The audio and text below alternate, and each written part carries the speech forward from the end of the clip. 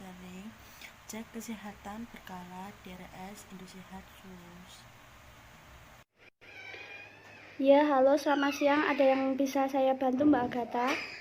Begini Sus, tadi sewaktu saya memasak ada sedikit kecelakaan. Tangan saya tersayat pisau saat saya sedang memotong sayuran, dan langsung saya dikasih alkohol, tetapi darahnya terus mengalir dan tidak berhenti setelah saya kasih alkohol. Di bagian ini Sus yang terluka dan darahnya masih mengalir, dan sampingnya sedikit ada memar-memar gitu. Oh, itu lukanya sepertinya tidak terlalu dalam, Mbak, dan itu bisa diatasi sendiri. Di pertolongan pertama yang bisa saya lakukan di rumah itu gimana ya Sus ya tindakannya? Baik, Mbak, akan saya jelaskan. Jadi luka sayatan atau teriris pisau saat memotong sesuatu itu bisa menimbulkan rasa nyeri dan beresiko infeksi jika tidak ditangani dengan cara yang tepat. Luka itu sendiri mempunyai tingkat keparahan, ada dua, yaitu sayatan dangkal. Itu biasanya hanya mencakup kulit saja. Dan yang kedua ada luka sayatan dalam. Itu biasanya lebih dapat mengenai otot, tendon, pembuluh darah, dan bahkan tulang. Dan melihat kasus itu sepertinya luka yang terjadi pada lukanya Mbak itu tidak dalam ya Mbak, dangkal. Itu bisa kita obati dengan cara yang pertama Mbak mencuci tangan dengan menggunakan sabun cuci tangan. Nih ya, ini contoh sabun cuci tangan yang ada di rumah sakit kami. Dengan air yang mengalir ya Mbak, jangan lupa. Yang kedua biasanya tekan luka menggunakan kain bersih atau kasa steril. Ini saya menggunakan kasa steril ya Mbak. Ini seperti ini, ditekan seperti ini ya Mbak. Nah, setelah itu tutup dengan kasa steril dan perban. Ini karena tadi lukanya Mbak Agatha tidak dalam atau dangkal. Itu lukanya Mbak tadi kan dangkal, jadi tidak perlu dibungkus perban dan kasa steril ya Mbak. Jadi cukup ditekan gitu, biarkan dia sampai kering sendiri. Nah, kemudian kalau sudah, Mbak juga bisa mengoles gel lidah buaya seperti ini, gel lidah buayanya. Nah, kalau Mbak tidak punya gel lidah buaya, Mbak juga bisa menggunakan betadine seperti ini ya Mbak.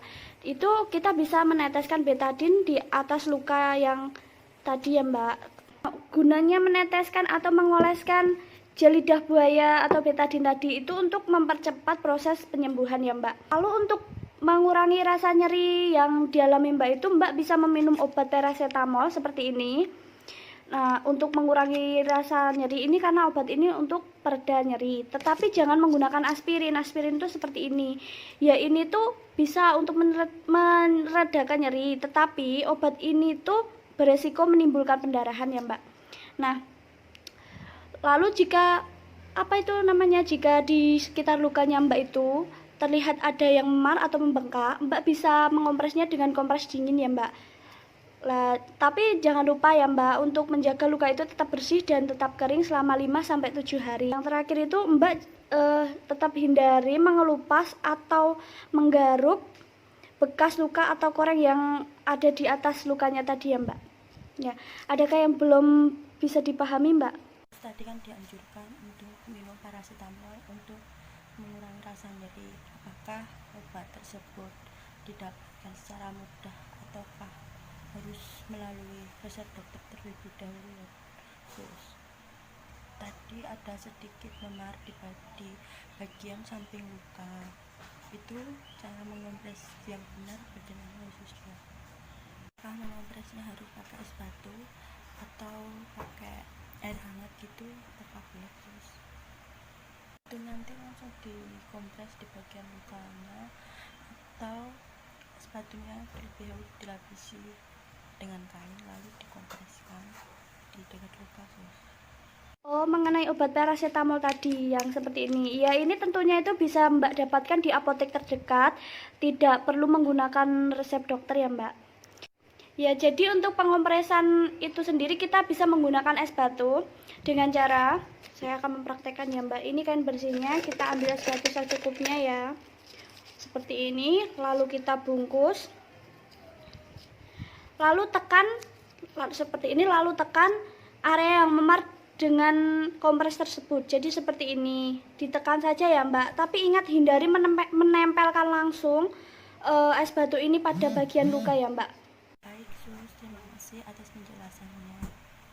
Sama-sama. Jangan lupa ya Mbak, lukanya tadi segera diobati dengan prosedur yang sudah saya ajarkan tadi. Dan semoga lukanya cepat kering dan tidak terinfeksi ya Mbak. Semoga cepat sembuh.